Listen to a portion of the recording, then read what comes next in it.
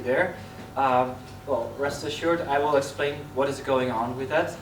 And then afterwards, I will show you some suggestions for testing. And actually, it's funny because hexagonal architecture is something that you do because you want to write better tests. So yeah, you can also do it just for fun and write no tests, but it's like, oh, you're wasting a lot of effort because it was actually meant for better testing opportunities. My favorite example here is that that of a traffic light.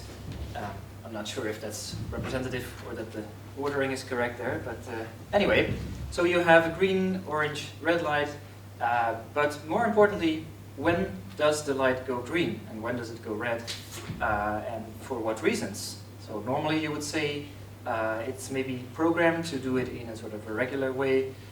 In some other situations there is input from the road itself, like there's these sort of sensors in the road that pick up when a vehicle is on top of them. Well, any kind of other situation could be taken into consideration, like maybe it's raining and then the traffic lights are in favor of the cyclists and the walking people, I don't know. Could be very useful. But anyway, there is someone who is writing the code for that kind of hardware. And well, should this person wait until the hardware people are done with the traffic lights until they start working on the software? Well, I hope not, because then there will be months of coding after months of working on the hardware, and it will be very late delivery. So these people, they want to work on the software without the hardware being available.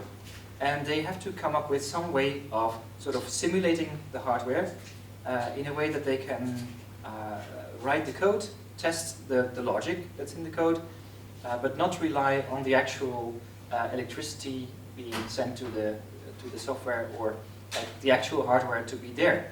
And that is actually what hexagonal architecture is all about. It's about separating the logic of your application from the way that it is connected to everything around it, like hardware, like basically everything that is real about the world around the software. And well, it starts with the realization that you can do that. You can define most of your logic in your application without considering any infrastructure at all, any kind of hardware that is around your application. So what is the infrastructure that surrounds most web applications? Well, it could be a pretty big list, but the most common things are a database. That's a thing that needs to be there for your application to run.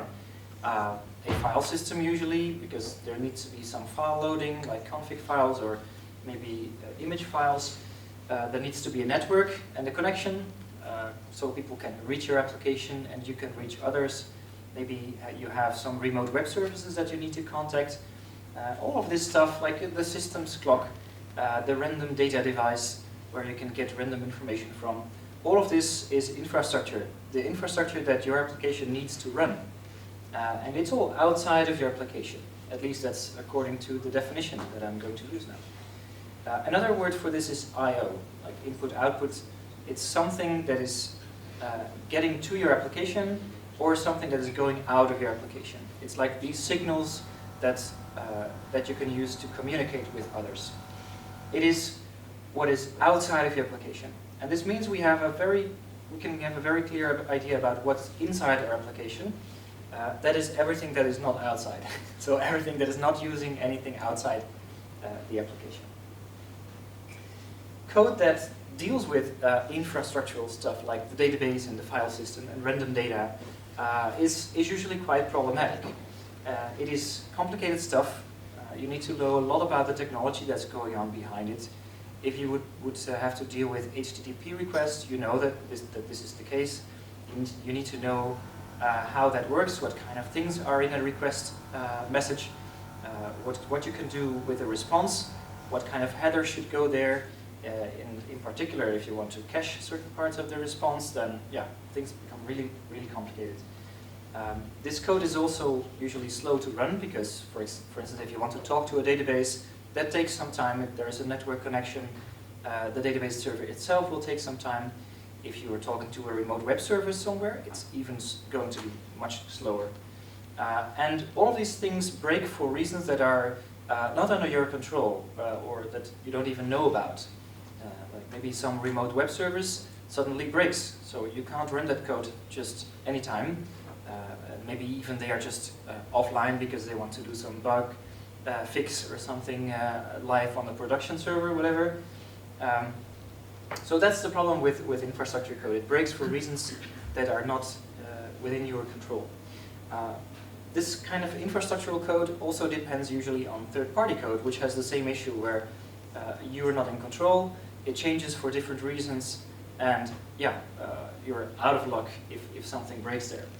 And it might behave differently every time. Even just a network failure could make your code fail, right? There are so many reasons for your code to fail. All of that makes it really hard to test, because what are we looking for when we want to test code?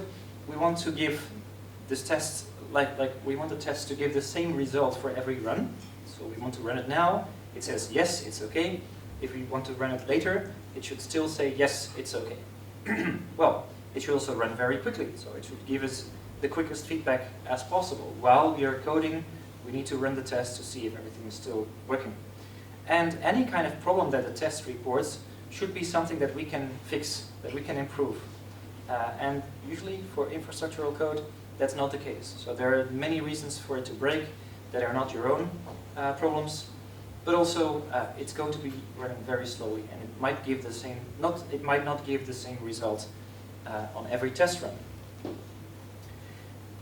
On the inside of your application, however, if you consider the inside like non-infrastructural code, you could say that this code can be executed in any context. Nobody needs to do any specific job to prepare this code to be executed. You can run it in any time, and there are no reasons for it to break outside of you making a programming mistake or some API that has changed or something like that. It's really just plain code. These are plain old PHP objects, if you're a PHP developer, or like put in your language there if you like, plain old objects, which simply manipulate some data in memory. And there's no connection to the world outside. There's no network connection, no file system access there. It's just about values, getting them into the objects, changing a bit about them, getting the values out, and simple things like that. But this is really, writing this kind of code really allows you to simply write the logic of your application without worrying about all kinds of dangerous infrastructural stuff. And this is exactly what Hexagonal Architecture proposes. It says we have a hexagon, or should have a hexagon in our application, which holds what's inside our application, according to the definition, right? So just simple manipulation of data in memory. Then there are ports, which represent the use cases of our application. And this itself is a very useful idea. Usually we start working with a framework, we start adding controllers and generating entities and table migrations and stuff. But the question is often, like, what can a user really do with their application? What can they change about it? And what can they retrieve in terms of information? What can they read or learn about our application? So ports, they are the use cases, and the adapters are what connects the use cases to its actual users. And these could be like persons, people using your website behind their computer, or maybe they could be third-party systems that our applications talks to. So all of these are called actors, and the adapters facilitate the communication basically between these actors and our use cases. Okay? Does it make sense to you? All right? It's basically a way of looking at an application and saying we have use cases instead of controllers, and these use cases are disconnected from the infrastructure that supports them. So to run this use case, you don't need a web controller, you don't need an actual database, because it's just simple logic, simple code, simple manipulation of data.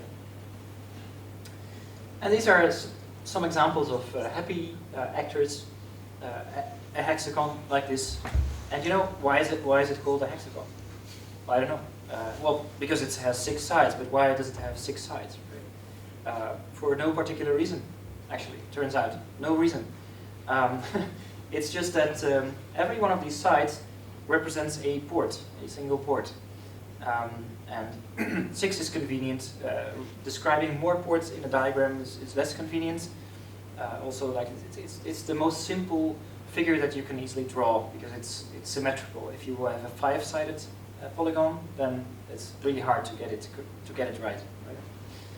Okay, so the ports are the use cases, and a trick for describing use cases is to use the for prefix. I wouldn't recommend doing this in your code because you will have all your classes called like for showing the menu, for accepting an order, but whatever, that's up to you. In this case, it's just about describing what is possible with our application. Well, we have a port for showing the menu. What do we have on the menu? Like we have all kinds of sandwiches with weird stuff on it, which tastes good. Then we accept an order, so we have a port for accepting an order. We also have a port for notifying the cook when the order was accepted, right? And we also have a port for saving the order, because yeah, that's something our application should be able to do. Like persistence is an important part of our use case or list of use cases. Otherwise, we would be very forgetful about what goes on in our application. Okay, so these are the actors. These are the ports that are exposed. And now we need some code that implements these use cases, right?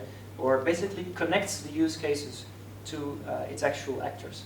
And that's where technology comes in. And it turns out that most of the code that we write is not inside the hexagon. This is all fun and it's all looks very clean, but most of the code is actually in this adapter code, the code that connects or supports your application in its communication with its actors. So yeah, we need some HTTP communication stuff there. This is the point where a framework comes in, right? In the hexagon, nothing framework-like is going on. It's just a matter of our own logic, right? And the adapters, they are the bridge. So they accept HTTP requests, right? Like the framework does, and it converts it somehow into a call to our controller. And that controller dispatches to something inside the hexagon, right? So that's where a lot of the fiddly stuff is, and also it's easy to make mistakes there. Same for saving an order using SQL queries. It's very easy to make mistakes there. So it's just a lot of heavy work, right? But in the end, it will speak to a MySQL database. Notifying the cook might go over AMQP, I don't know. Maybe in some cases, the cook will just get a note saying, oh, this is the order. I don't know, it could be the more real-world scenario. But any kind of port could have any number of adapters, that's the idea. So if we want to experiment with MongoDB, if you like, well, we are 10 years late, I guess, but you could still work on a separate adapter that also provides the same purpose, like for saving an order and then saving that to a different database, just as an alternative. Now, about testing. That's what we are here for, I guess.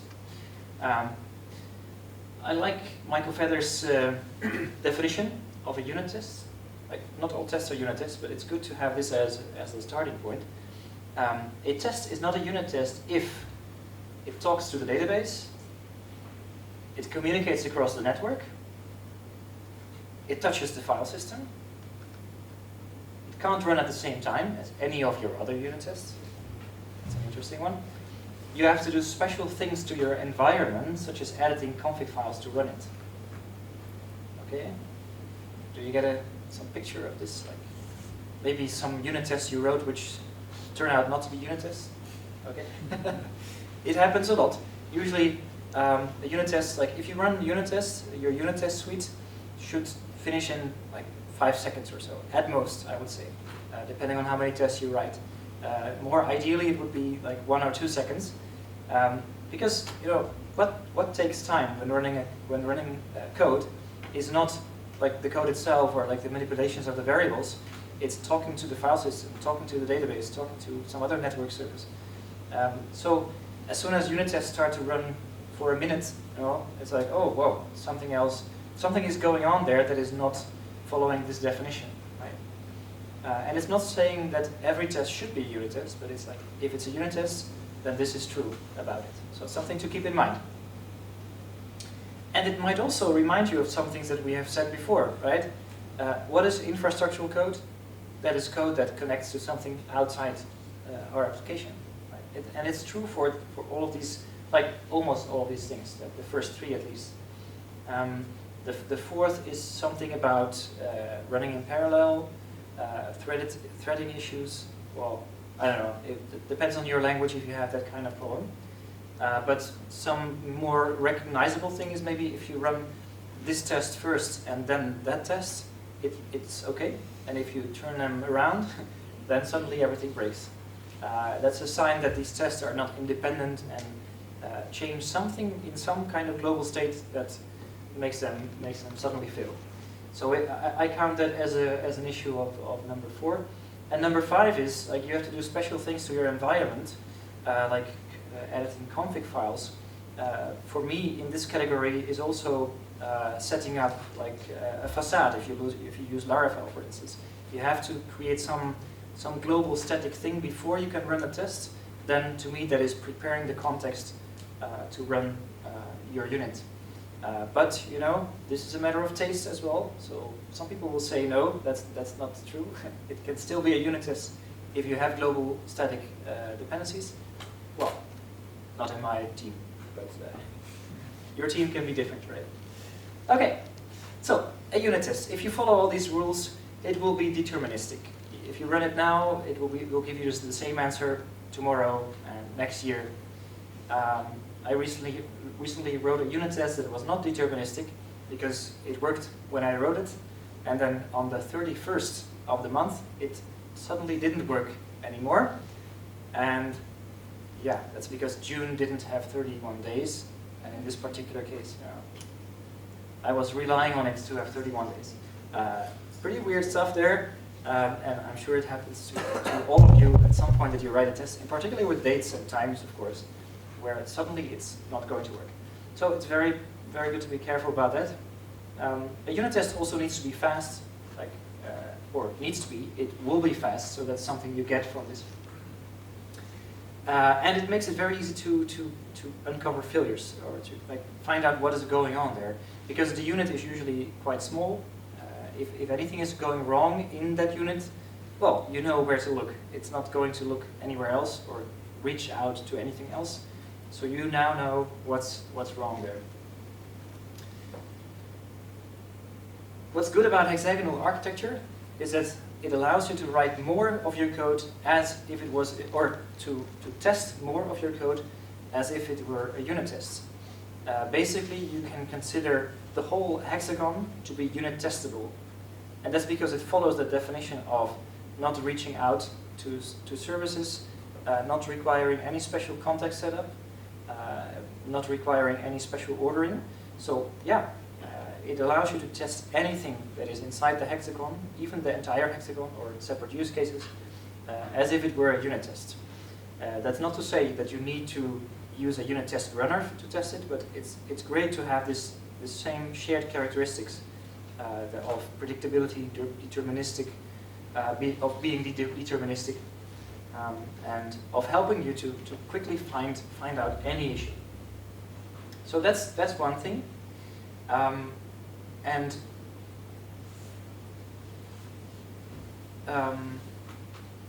Yeah, so basically saying the same thing here.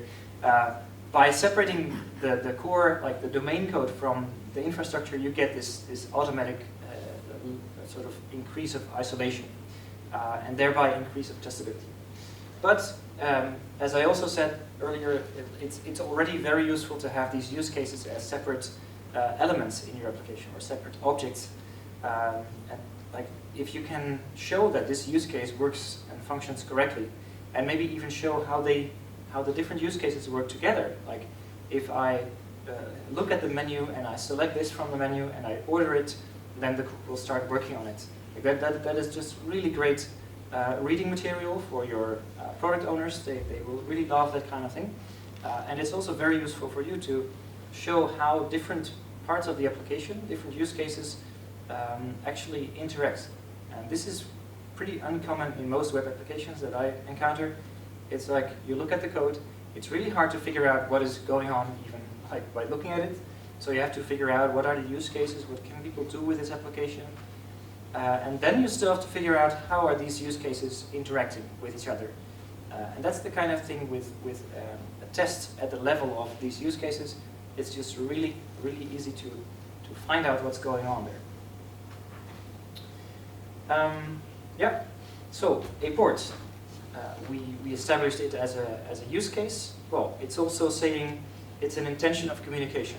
So it's there saying, you can talk to me, you can do this with me, or it's saying, I am going to do this with you. Like, it's an intention.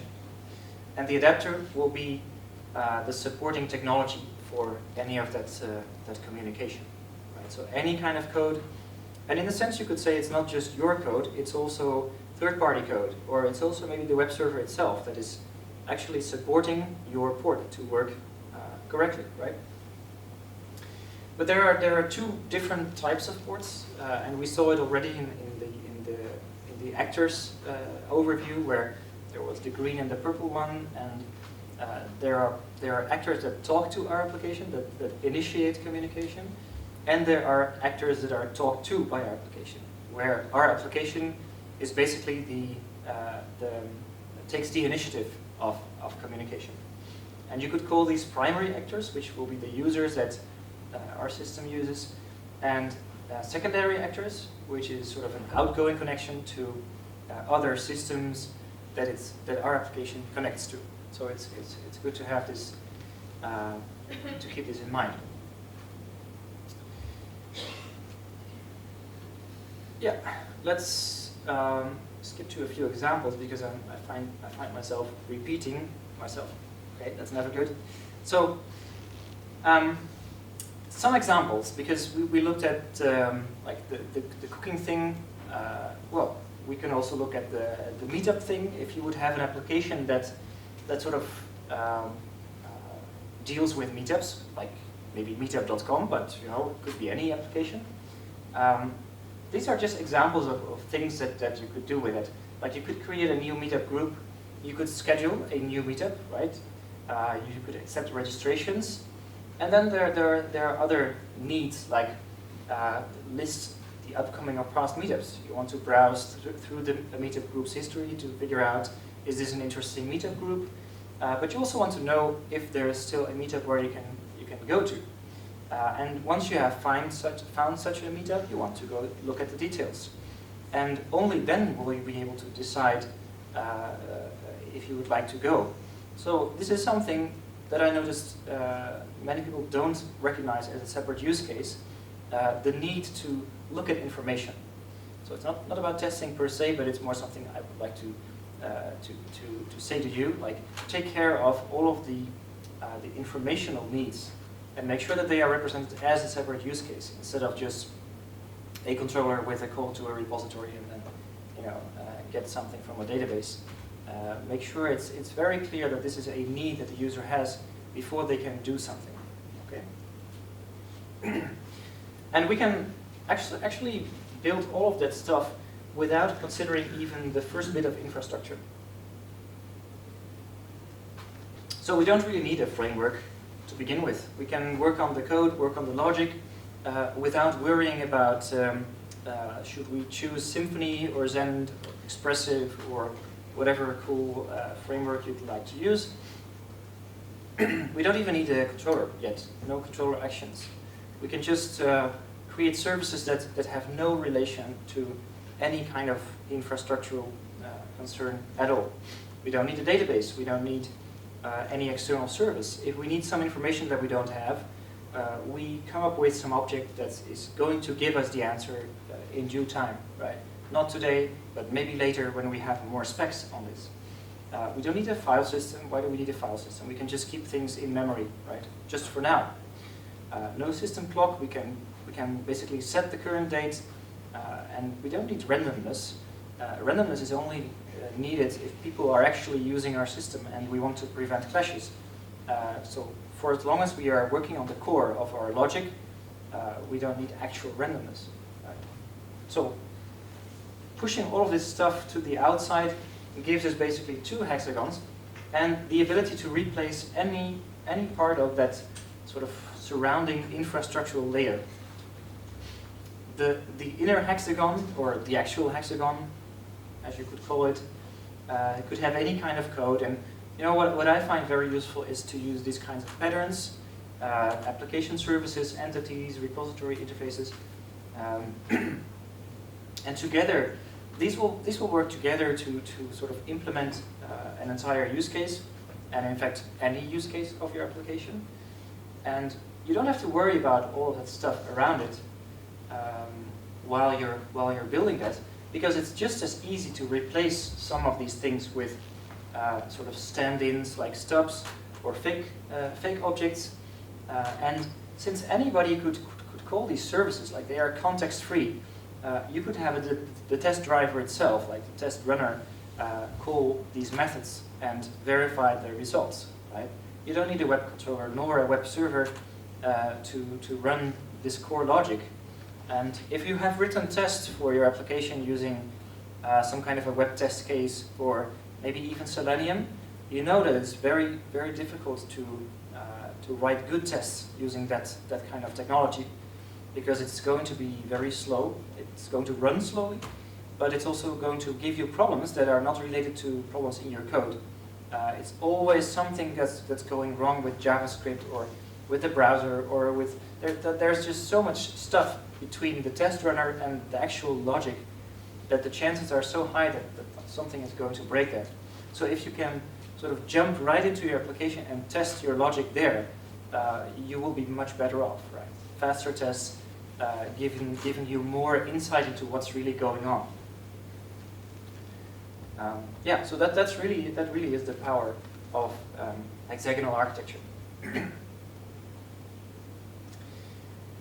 But then always the question is, like, we have the hexagon and we have tested it, and we have used these replacements here with the stub and the test driver are going to do the work. So how do we know that it's going to work in production, right? We need to sort of prove that things are going to actually end up in the database, or that our web server is actually going to serve requests. So what do is we define the ports as interfaces, and we say this should be possible, and then we have the port adapters which implement these ports and basically follow their contract, showing how the actual communication is done, right? And these tests are called integration tests.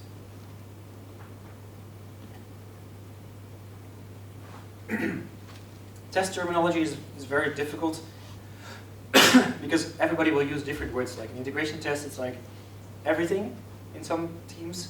In my case, it's like only the adapter that is going to facilitate the communication. So for one thing, it's testing a repository against the actual database, right? It's going to show that if you use this repository implementation, it's actually going to copy this data into the database. If you want to test an HTTP integration, you will use the real web service there. Like during testing, normally you would replace it with a fake service. Now you would have the actual HTTP service and reach out to it and see that it responds in the right way, that you can work with it. An application service can be tested with a real web controller. You can make a web request and check that it actually runs the correct service inside the hexagon.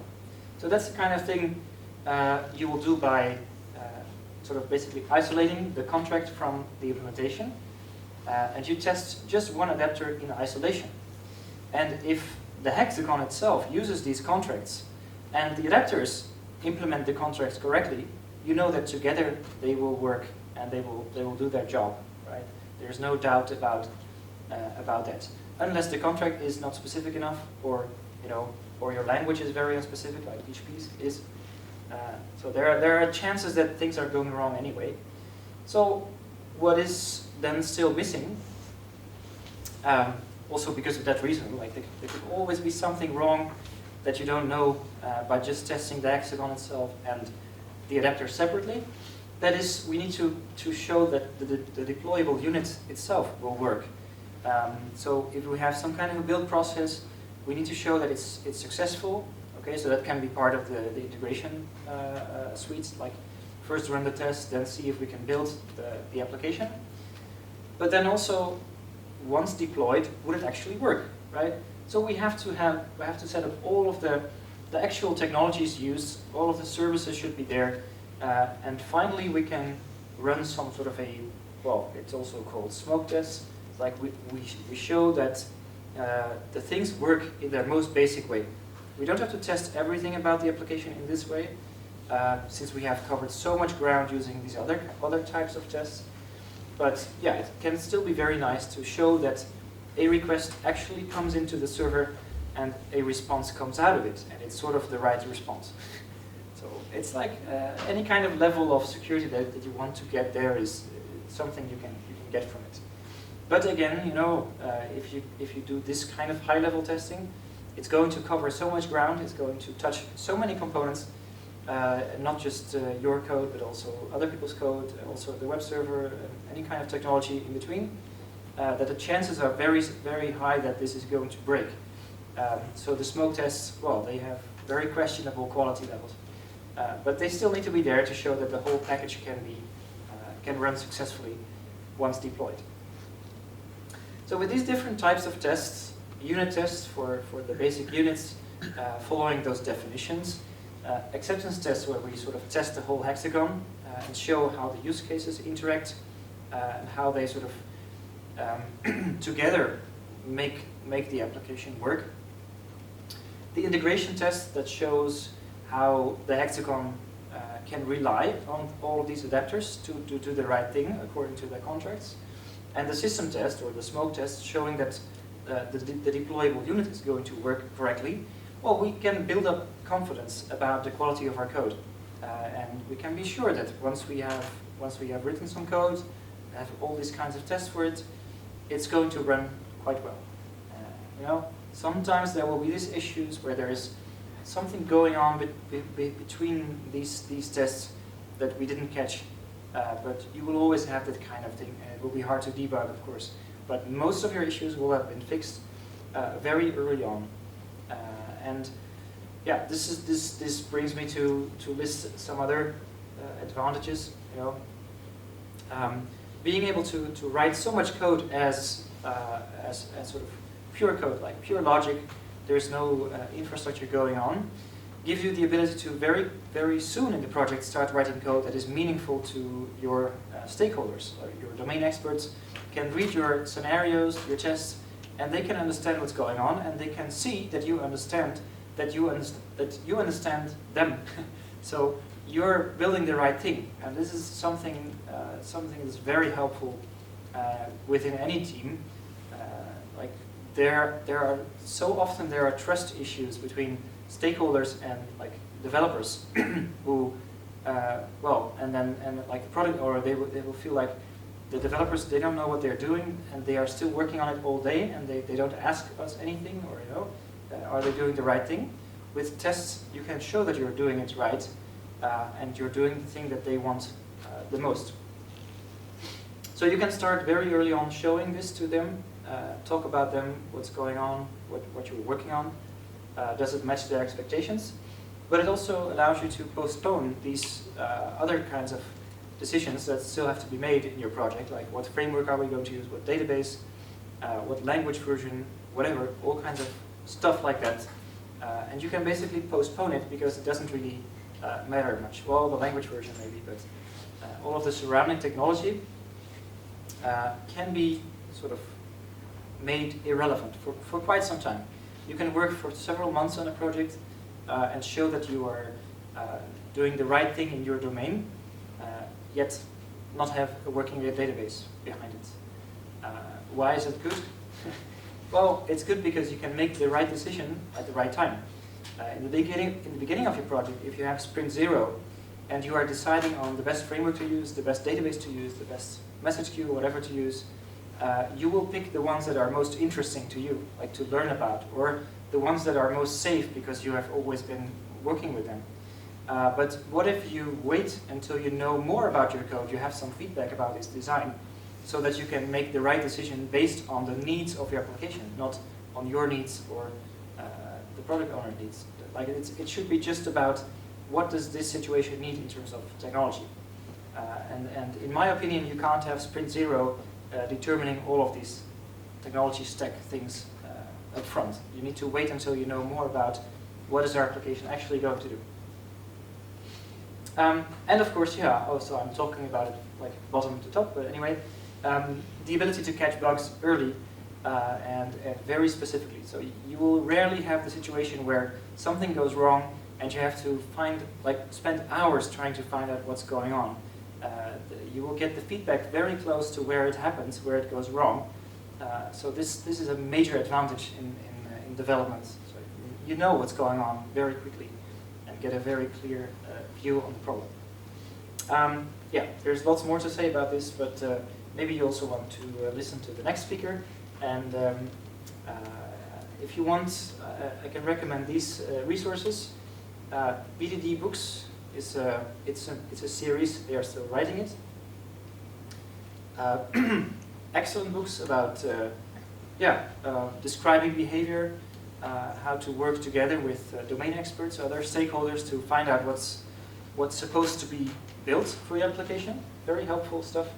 The same for growing object-oriented software guided by test.